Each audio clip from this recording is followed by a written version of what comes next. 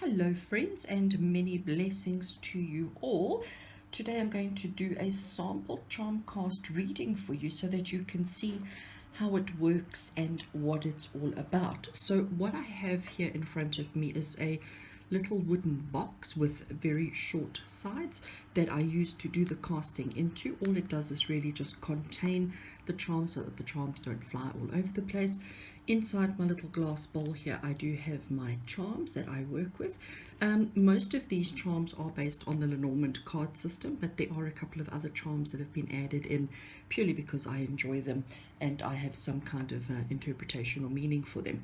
So in a typical charm casting, I would need to make a connection with an individual who has requested the reading. And I either need to hear their voice or to see their photograph. I would do a little bit of a meditation just to connect with them, and then we obviously ask for protection. We ask that our guides and angels connect with us and help us with the reading. I take the charms. It is a little bit noisy, so I won't speak while I'm shuffling, but then I would basically give the charms a shuffle.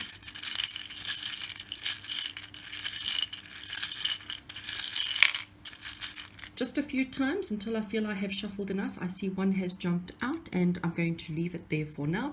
But once I've shuffled, I would basically turn the bowl over and cast the charm. So I'm going to do that now.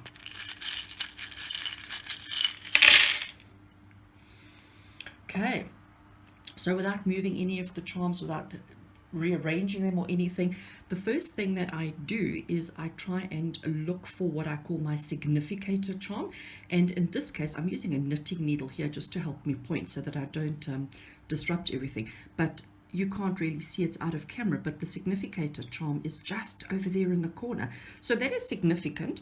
And also there's this huge area where there are no other charms, so I'm going to move the significator charm just into view so that you can see. And the other one that fell out earlier on, that's down the bottom here, I'm just going to bring it up a little bit just to make sure that it's clear in the view. Okay, so normally when we do a charm cast, the first thing we do is we look to see where is the significator charm, and we look at the charms that are around it. But in this particular sample example reading, the significator charm is completely on its own in the bottom left corner.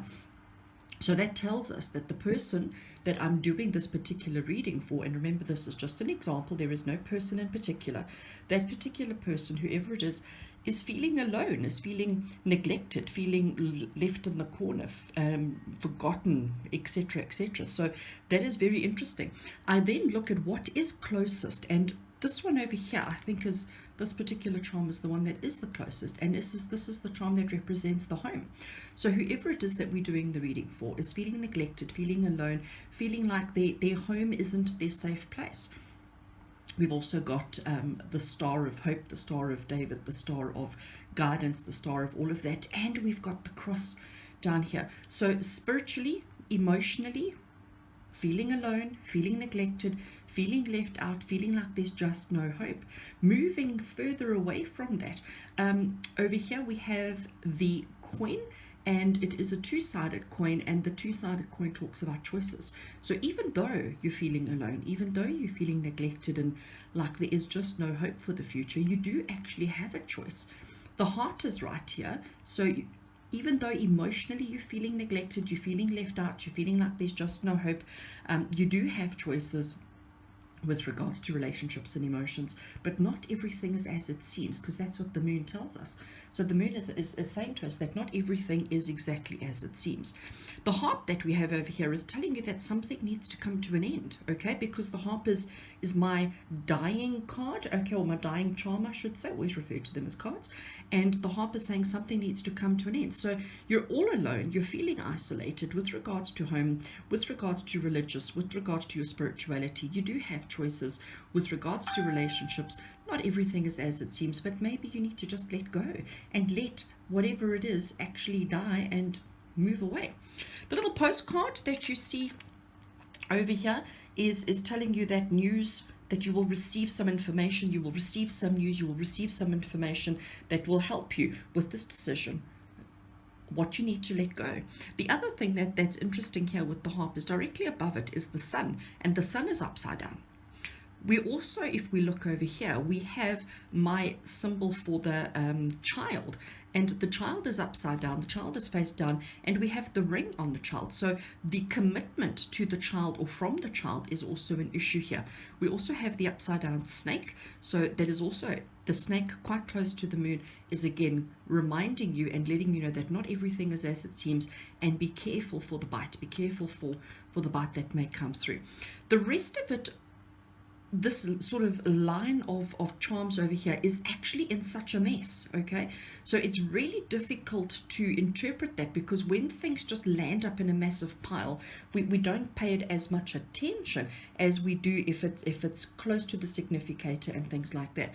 So I want to look at these charms that are over here. So we have the male and the female, okay?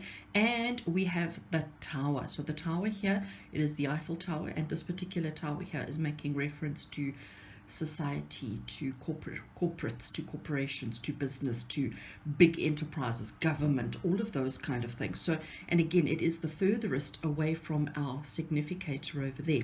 So it is telling you that, you know, your idea, your masculine, your feminine, your male and female aspects of yourself are the furthest thing from the truth. It's not the most important thing in your life. It brings us back to the heart that we have here. So it's telling us that relationships and relationship with self is probably the most important issue here. Okay. So what I now want to do, so that is like the first part of the reading, which would be the general kind of what's going on and who am I dealing with, and what is the most obvious thing that we need to know about the person receiving the reading. Now I want to get into specifics. So we've already covered a little bit relationship wise.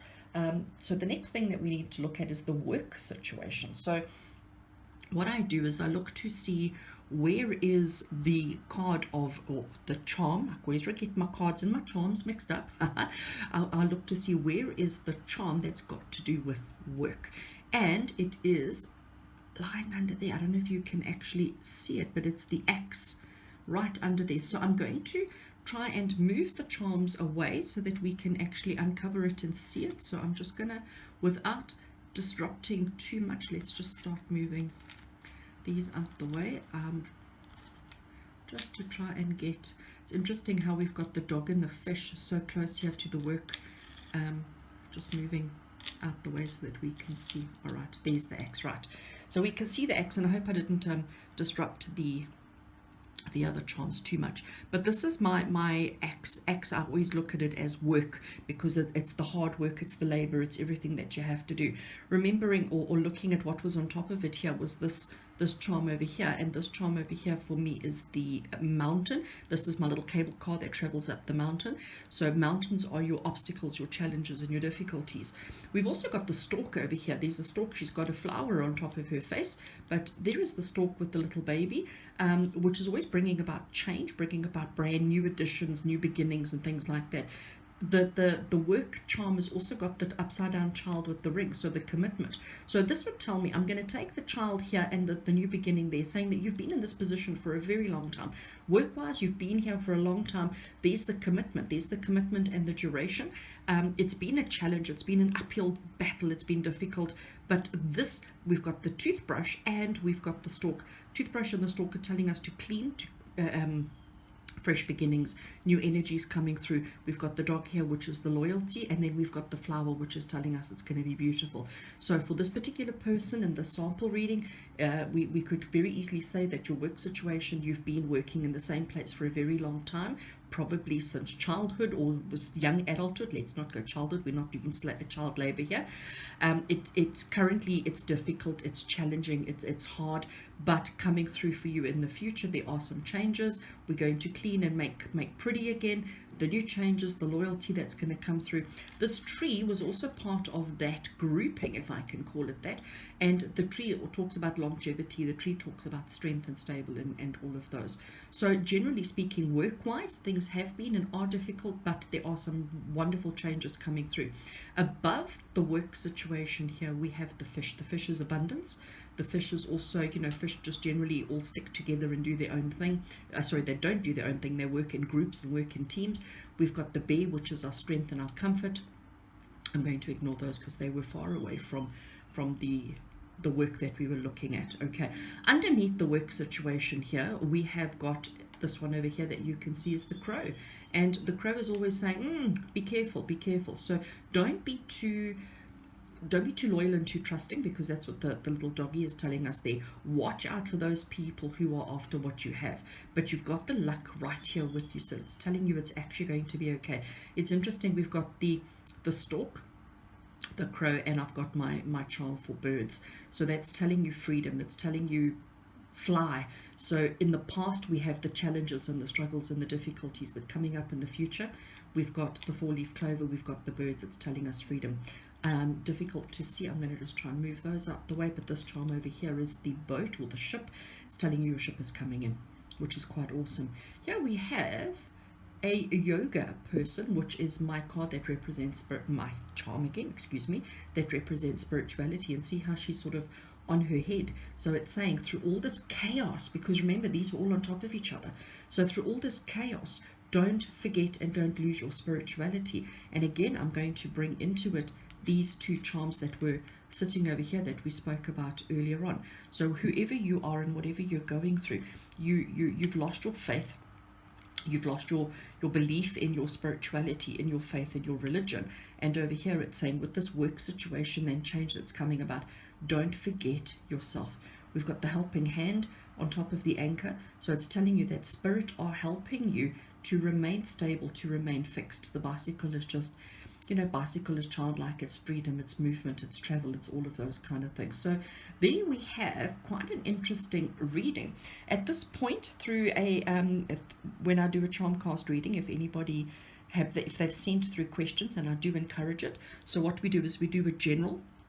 I then try and look at a work situation. I look at the relationship situation.